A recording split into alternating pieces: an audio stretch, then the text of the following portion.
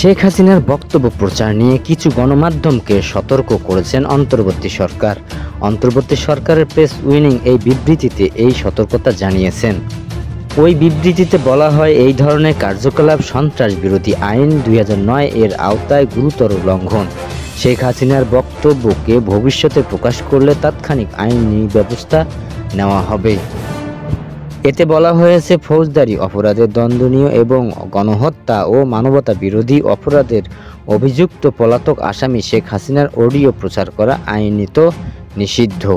এর আগে গত বছরের ডিসেম্বরে আন্তর্জাতিক অপরাধ ট্রাইব্যুনালের সাবেক এই স্বৈরাচারের ঘৃণামূলক বক্তব্য প্রচার নিষিদ্ধ করেছিলেন। অন্তর্বর্তীকালীন সরকার দুঃখের সঙ্গে লক্ষ্য করছে, কিছু গণমাধ্যম আইন ও আদালতের নির্দেশ অপেক্ষা করে শেখ হাসিনার বক্তব্য প্রচার করছে। অন্তর্বর্তী সরকার এই ধরনের অপরাধমূলক কার্যক্রমে জড়িত গণমাধ্যমের কর্মকর্তাদের সতর্ক করে দিয়েছেন। বিবৃতিতে দৃঢ়ভাবে জানানো হয়েছে, ভবিষ্যতে যদি কেউ শেখ হাসিনার বক্তব্য প্রকাশ করে তাহলে তাৎক্ষণিক আইনি ব্যবস্থা নেওয়া হবে। বিবৃতিতে উল্লেখ করা হয়েছে, জুলাই গণঅভ্যুত্থান সময় শত শত শান্তিপূর্ণ বিক্ষোভকারীকে হত্যার নির্দেশ দেওয়ার মতো গুরুতর অভিযোগের পর শেখ হাসিনা বাংলাদেশ থেকে পালিয়ে গেছেন। আন্তর্জাতিক অপরাধ ট্রাইব্যুনাল তাকে দোষী সাব্যস্ত করেছে এবং বর্তমানে তিনি মানবতা বিরোধী অপরাধের অভিযোগে বিচারাধীন। বাংলাদেশের আইন অনুযায়ী আওয়ামী লীগের কার্যক্রম নিষিদ্ধ করা হয়েছে এবং সন্ত্রাস বিরোধী আইন 2009 অনুসারে যারা এই দলের নেতাদের কার্যকলাপ বা বক্তব্য প্রকাশ ও সম্প্রচার করবে তাদের বিরুদ্ধে আইনি ব্যবস্থা নেওয়ার বিধান রয়েছে। বিবৃতিতে বলা হয়েছে, প্রধান উপদেষ্টা অধ্যাপক ডক্টর মোহাম্মদ ইউনূসের নেতৃত্বে অন্তর্বর্তীকালীন সরকারের ন্যায় বিচার, জবাবদিহি ও গণতান্ত্রিক অখণ্ডতার উপরে ভিত্তি করে বাংলাদেশকে ভবিষ্যতের দিকে পরিচালিত করতে কাজ করছে। বাংলাদেশ জনগণ এখনও সত্যিকার অর্থে অবাধ সুষ্ঠু নির্বাচনের জন্য প্রস্তুতি নিচ্ছে। সরকারের মতো শেখ হাসিনার উস্কানিমূলক বক্তব্য প্রচার ও বাংলাদেশের গণতান্ত্রিক উত্তরণের পক্ষে স্থিতিশীলতাকে ক্ষতিগ্রস্ত করতে পারে এবং এটি কেবল জনসাধারণকে বিভ্রান্ত করার জন্য কাজ করে। এই বিধি নিষেধ অমান্যকারী যে কোনো সংবাদ মাধ্যম বাংলাদেশের আইনের অধীনে আইনি জবাবদিহির আওতায় পড়বে।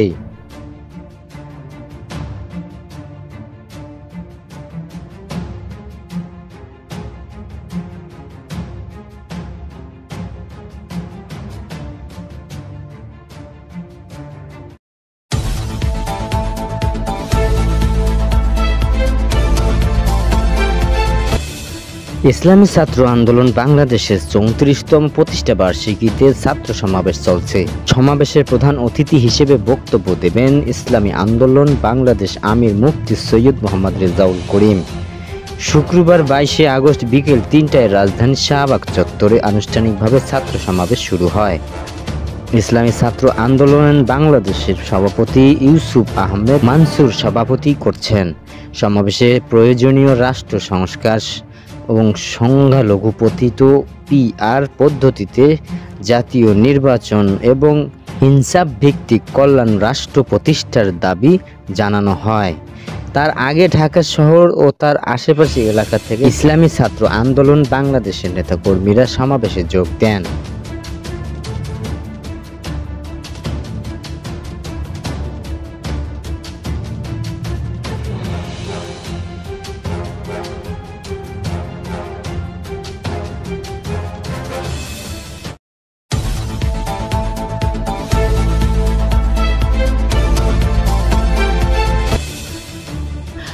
পতিত প্রধানমন্ত্রী শেখ হাসিনার আমলে গুম খুনের কথা তুলে ধরে বিএনপির মহাসচিব মির্জা ফখরুল ইসলাম আলমগীর বলেছেন, আজ প্রমাণিত হয়েছে শেখ হাসিনার এই বর্বরতা, হত্যাকাণ্ড ও গুমের জন্য দায়ী। তার বিচার অবশ্যই এদেশের মাটিতে হতে হবে এবং সর্বোচ্চ শাস্তি পেতে হবে। বিএনপির মহাসচিব বলেন, অন্তর্বর্তী সরকার গুম কমিশনকে প্রকাশ্য আনা ও পাবলিক শুনানি প্রয়োজনের ক্ষেত্রে সম্পূর্ণভাবে ব্যর্থ হয়েছে। গুম হওয়ার ব্যক্তিদের মা ভাই বোনদের কান্না থামাতে তারা ব্যর্থ হয়েছে। এই বিষয়ে অবশ্যই জনগণের কাছে জবাবদিহি করতে হবে। তিনি বলেন, আমরা বাংলাদেশের প্রতিটি নির্যাতন নিপীড়ন মানুষের পাশে আছি। আমাদের নেতারা বছরের পর বছর মিথ্যা মামলায় কারাগারে থেকেছেন। তারেক রহমানকে বাধ্য করা হয়েছে নির্বাসনে যেতে। নেতৃত্বের পর্যায়ে এমন কেউ নেই যার নামে শত শত মামলা হয়নি বা হয়রানির শিকার হয়নি। মির্জা ফখরুল ইসলাম আলমগীর বলেন, আমাদের অন্যতম দাবি ছিল গুম ও হত্যার বিচার। আমরা প্রতিশ্রুতি দিচ্ছি গুম হওয়া শিশুদের পাশে সবসময় থাকব এবং যতদিন পর্যন্ত ন্যায় বিচার না হবে ততদিন লড়াই চালিয়ে যাব। গুমের শিকার প্রত্যেকের সম্পূর্ণ তথ্য সরকারকে প্রকাশ করতে হবে। গুমের শিকার ব্যক্তিদের পরিবারকে আশ্বাস দিয়ে তিনি বলেন, আপনারা নিরাশ হবেন না। জনগণের আন্দোলন কখনো ব্যর্থ হয় না, এর নজির নেই। আপনারা ইতিমধ্যেই প্রমাণ করেছেন আন্দোলনের মাধ্যমে ফ্যাসিবাদকে ক্ষমতা থেকে সরানো সম্ভব। আমরা বিশ্বাস করি যারা পিতা, ভাই, সন্তান হারিয়েছেন তারা অবশ্যই ন্যায় বিচার দেখে যেতে পারবেন।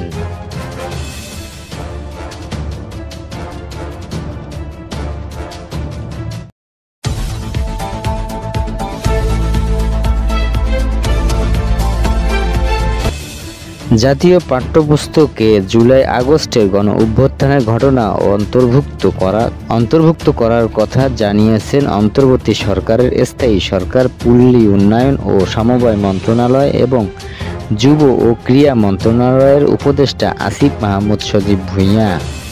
বৃহস্পতিবার বিকেলে 5টার দিকে নিজের ভেরিফাইড ফেসবুক পোস্টে দেওয়া এক বার্তায় তিনি এই তথ্য নিশ্চিত করেছেন। পোস্টে তিনি বলেন, প্রজন্ম থেকে প্রজন্মর কাছে 24-এর গণ-অভ্যুত্থানের ইতিহাস এবং স্বৈরাচারের বিরুদ্ধে এদেশের মানুষের সংগ্রামের গল্প পৌঁছে দিতে পাঠ্যপুস্তকে বড় ধরনের পরিবর্তন আসছে। বিশেষভাবে গুরুত্ব দিয়ে অন্তর্ভুক্ত করা হচ্ছে 2024 খ্রিস্টাব্দের জুলাই আগস্টের গণ-অভ্যুত্থানের ইতিহাস এবং সাম্প্রতিক 4টি জাতীয় নির্বাচনের তথ্য। এছাড়াও পোস্টে তিনি একটি পোস্টার শেয়ার করেন, সেখানে লেখা রয়েছে বিভিন্ন শ্রেণীর পাঠ্য বইয়ের গণহত্যাকারী হিসেবে যুক্ত হচ্ছেন শেখ হাসিনার নাম। পোস্টারে আরও উল্লেখ করেন, আগামী 2026-এর শিক্ষাবর্ষের পাঠ্য বইয়ের গুরুত্ব দিয়ে স্থান পাচ্ছে 2024 সালের জুলাই আগস্টের গণ-অভ্যুত্থানের ইতিহাস।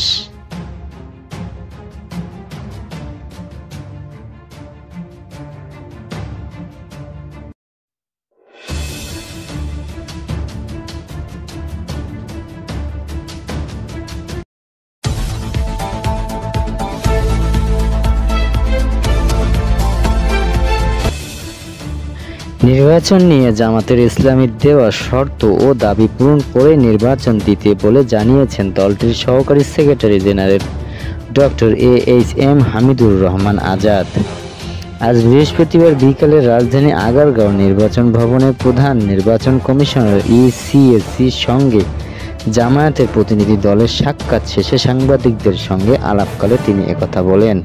তিনি বলেন, এখানে আমরা যদি সামনে আনি কেন হয়েছে, এখানে কালো টাকার ব্যবহার হয়েছে, সন্ত্রাস, কেন্দ্র দখল ও জাতীয় বিষয়গুলো অনিয়ম, অনেক কিছুই হয়েছে।